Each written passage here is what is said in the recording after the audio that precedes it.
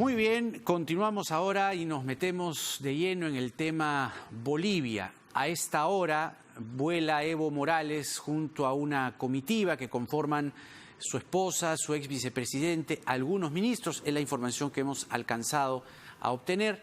Vuelan hacia Ciudad de México. Van a ser recibidos por Andrés Manuel López Obrador. La nave estuvo aquí hasta las 6:30 de la tarde en el aeropuerto de Lima. Se abasteció de combustible, tuvo el permiso del gobierno peruano de parar, estar y luego sobrevolar. Pero, ¿cómo así tan rápido Bolivia se inflamó? Hay evidentemente un reporte de la OEA que se sintetiza en la palabra fraude.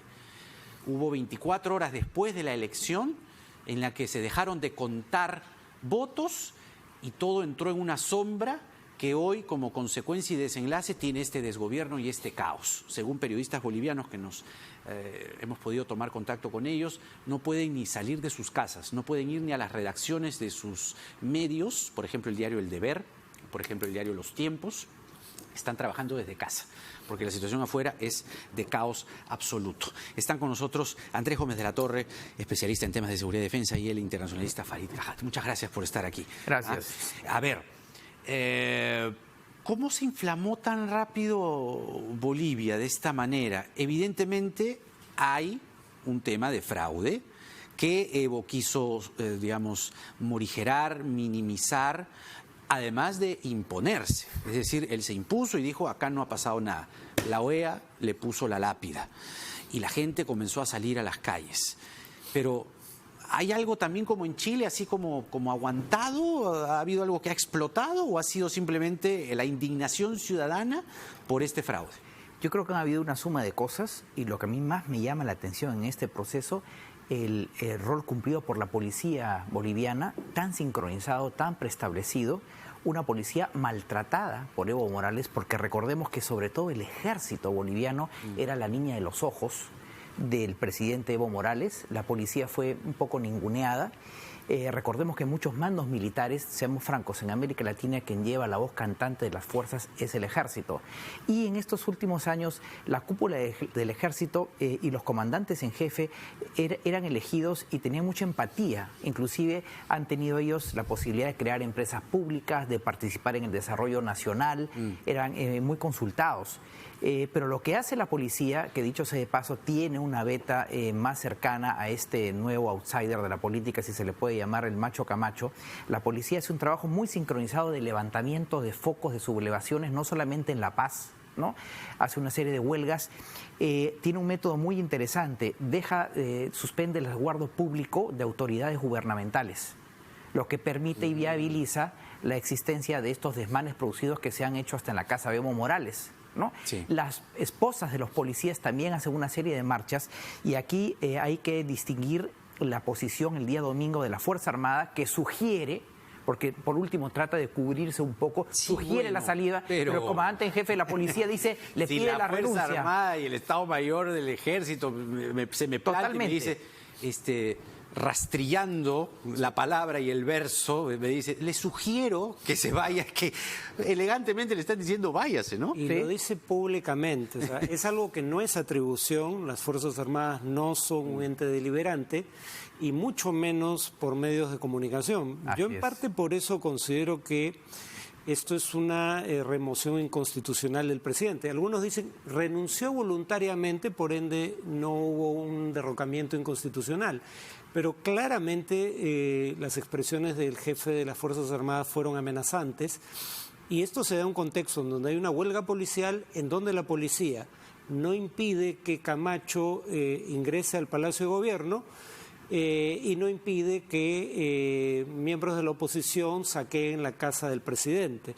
Entonces, en ese contexto no hay nada de voluntario en la renuncia de Evo Morales, fue derrocado inconstitucionalmente.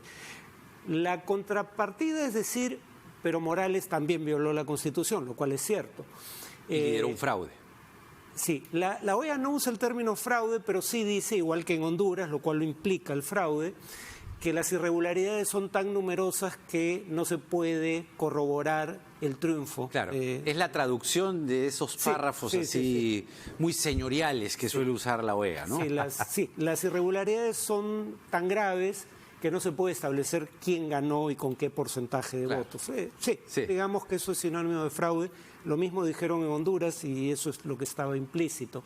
Pero mi punto es, a ver, Evo Morales viola la Constitución por dos vías. Por un lado, al eliminar la división de poderes y apoderarse de las instituciones del Estado, incluido el Tribunal Supremo Electoral. Por eso el proceso no tenía credibilidad. Y en segundo lugar, al forzar una cuarta candidatura contraviniendo su propia Constitución, la que aprobó su partido.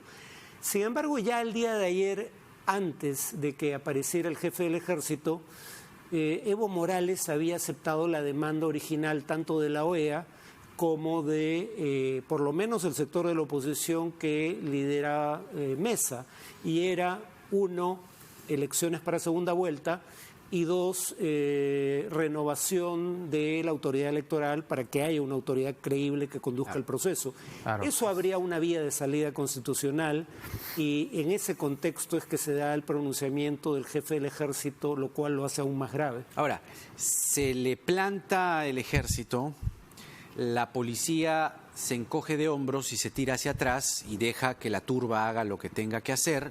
Se anula o se invisibiliza la seguridad pública, con lo cual Evo Morales no tiene otro camino que dimitir. Claro. En la teoría de Farid Kajat, que tiene mucha argumentación y mucha lógica, de que fue un quiebre constitucional, que al actuar como actuaron las Fuerzas Armadas y la policía, Evo Morales no tuvo otro camino, ¿quién o quiénes estuvieron detrás de este quiebre constitucional? Claro, en primer lugar, yo tengo la impresión que lo que hace la policía, que es un trabajo sincronizado y no solamente es en La Paz, es un efecto arrastre sobre la Fuerza Armada. En segundo lugar, sí, desde el punto de vista constitucional, por lo menos se puede afirmar que las Fuerzas Armadas y sobre todo la policía rompieron el concepto de la deliberancia, ¿no? La deliberancia es la no deliberancia, que es un concepto constitucional referido al rol de la Fuerza Armada y la subordinación de la Fuerza Armada al poder político y a la Constitución. Y luego, sin duda, también ha habido pronunciamiento de gremios sociales, etcétera. Acá hay un conjunto de cosas que efectivamente han dado como consecuencia que se produzca esto que se ha llamado esta renuncia forzada. ¿Pero quiénes empujaron a eso? Básicamente, Camacho, que es el sector de la derecha, esta nueva derecha fundamentalista, se habla que es una suerte de Bolsonaro boliviano. Bolsonaro boliviano. Sí, este trabajo que se ha hecho no diría de infiltración, pero de presencia en la policía boliviana de muchos cuadros evangélicos vinculados a estas iglesias y en general a estas religiones, digamos, más integristas, fundamentalistas. Hay coroneles del ejército gritando aleluya. No solamente coroneles del ejército, sino hay estamentos bajos y medios. Parece que la policía es mucho más proclive a esto. Y claro, desde luego, yo creo que Evo Morales también meditó el asunto porque en un momento él se retira de La Paz, se retira de una u otra manera, lo que hizo Lenín Moreno, trasladando el gobierno a Guayaquil, calibrando el asunto. Y ya habían indicadores desde el domingo, el canciller mexicano Marcelo Ebrard hablaba en plural, decía, hemos recibido solicitudes de asilo, y bueno, efectivamente el gobierno peruano también ha tenido un papel, Jaime, porque todo apunta, desde Argentina una noticia en el sentido de que el presidente Vizcarra también ha viabilizado esta salida, facilitando el ingreso del tema del espacio aéreo para la salida de Morales, que era obvio, ¿no? Y parece que si México le da el asilo y tiene que salir el señor de Bolivia, tiene que facilitarle las cosas. ¿Qué vamos a hacer? Va Álvaro García Linera y va un grupo de altos funcionarios públicos, alrededor de 20, que obviamente van a estar en condición se les ha concedido el asilo diplomático. Y cuando conversábamos con Farid, o algo que ha dicho Farid es muy cierto, la posición del MAS con su líder histórico y de una u otra manera con el ideólogo que era Álvaro García Linera, fuera del país, en exilio, va a debilitar el futuro del MAS. A ver, en una cuestión política, ¿no? En un papel político, ¿no? El futuro inmediato, ¿cuál es? Yo escuché la primera declaración, si no la primera, segunda, pero la primera que escuché, por lo menos quien habla, de la segunda vicepresidenta del Senado, Yanine Áñez, que es la que debe asumir la presidencia interinamente, estaba con una voz temblorosa al borde del llanto y decía algo así como, ya, pues si las circunstancias nos obligan tendremos, pero si tienen otra opción yo encantada, o sea, como que no quería. Ahora, es Añez, ella convoca elecciones, está Camacho, que es un ultraconservador, el Bolsonaro boliviano, y el moderado Carlos Mesa. Es la mejor opción. ¿Cuál es el panorama inmediato en Bolivia? Habría que recordar que aunque la OEA efectivamente sugiere la posibilidad de fraude, sin fraude, Evo Morales obtiene 47% de los votos y estuvo a 2,5 puntos más o menos de ganar en primera vuelta. Con lo cual tiene una representación. Lo cual implica que el MAS, claro, probablemente sin Evo Morales, no solo sin Evo Morales como candidato, sino sin Evo Morales en el país, sin el alto mando del partido en el país, la capacidad de mantener ese apoyo sea discutible, probablemente se reduzca. Pero el MAS probablemente siga siendo la primera fuerza política de Bolivia. La pregunta es, si el MAS pasa a segunda vuelta, ¿con quién sería? Yo creo que el MAS le convendría pasar a segunda vuelta con Camacho precisamente porque polariza. Camacho no le va a sacar ningún votante potencial al MAS, apela a un electorado totalmente distinto. Exacto. En cambio, Mesa, que ha polarizado su discurso en días recientes porque tenía que competir con Camacho, pero que en general representa una opción más moderada, aunque tal vez con menor capacidad de movilización de militantes en la calle que Camacho. Tal vez sea un rival más difícil para el MAS. Por ejemplo, el MAS no puede vilificar a Mesa de la manera en que lo hace con Camacho, porque el gobierno del MAS colaboró con Mesa en temas como el proceso ante la Corte Internacional de Justicia en contra de Chile. Pero, por ejemplo, si nos basamos o nos atenemos a los resultados recientes, que es el ejercicio que acabas de hacer, pues Mesa tuvo una votación nada desdeñable. O sea, de hecho, lo que debió pasar y lo que Evo, de acuerdo a lo que ha dicho la OEA, ¿no? Sugiere, es que Evo habría pues ahí torcido eso. Lo que debió pasar es que Evo y Mesa vayan a la segunda vuelta y que ahí se resuelva la cosa. Claro. ¿no? Claro, eso debió Ahora, pasar. ¿Mesa podría ser la sucesión natural o ves la cosa más polarizada? No. Yo creo que en favor de Mesa en esta elección jugó el criterio del voto estratégico. Yo creo que en tanto muchos votantes de oposición vieron a Mesa como la alternativa con mayor probabilidad de derrotar a Morales, le sumaron su voto, pero en un contexto en el cual Morales no sea un candidato, algunos de esos votantes probablemente regresen a su primera opción. Entonces, tal vez Mesa no le vaya tan bien en una elección más abierta, menos polarizada, contra lo que acabo de decir, curiosamente, pero Mesa creo que es un candidato bueno para segunda vuelta, no sé si para primera.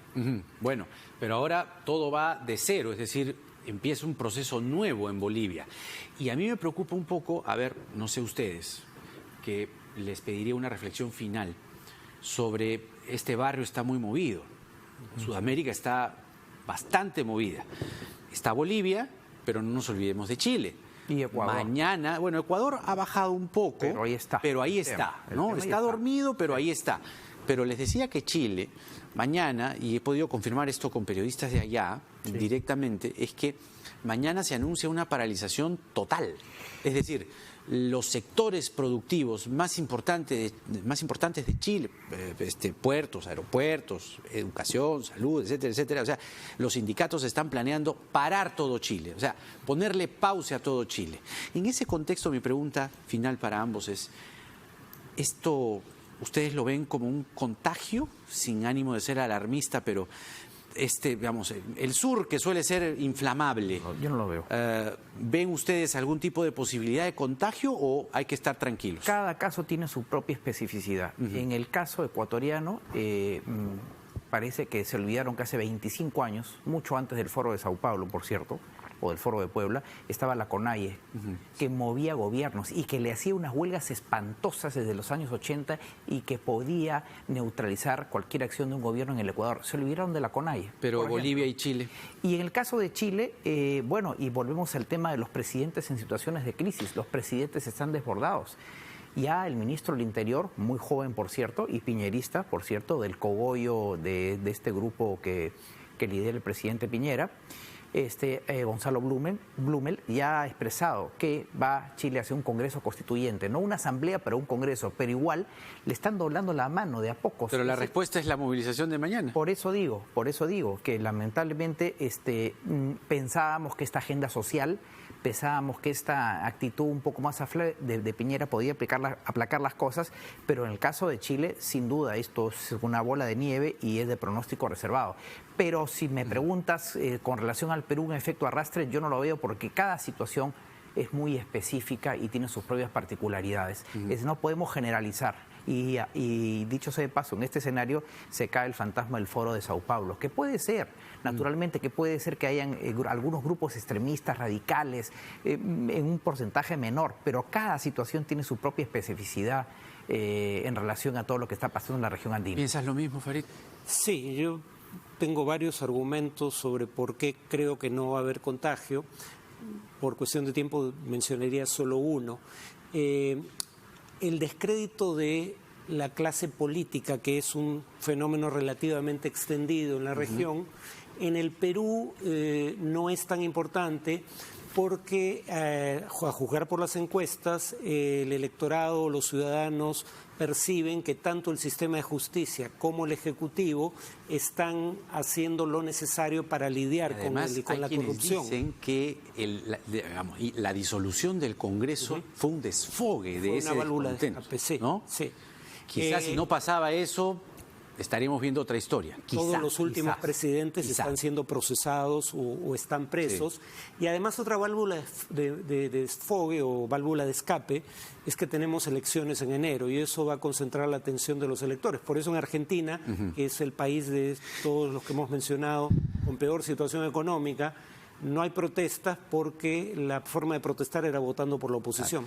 Farid Cajat y Andrés Gómez de la Torre con nosotros hablando de Bolivia, un poquito de Chile y también cómo está pues el barrio, ¿no? El barrio está movido, pero aquí de momento las cosas están tranquilas y hay que evidentemente mostrar nuestra solidaridad, mirar con expectativa, con mucho seguimiento lo que le pasa a nuestros hermanos bolivianos, también a nuestros hermanos chilenos, pero por lo menos aquí de momento el suelo está parejo, aunque hay demandas sociales que atender, evidentemente, nadie niega eso, esto no es una Suiza, pero sí, por lo menos esto está tranquilo. Muchas gracias por venir. Gracias, Jaime, encantado. Vamos a la pausa y regresamos con José Tello, él es especialista en temas electorales. Vamos a hablar de esta decisión del Jurado Nacional de Elecciones de permitirle justamente a los disueltos postular en las elecciones del 2020, complementarias, que complementan el periodo parlamentario, lo que sí definitivamente no postularán, no podrán hacerlo el 2021. Nada está dicho.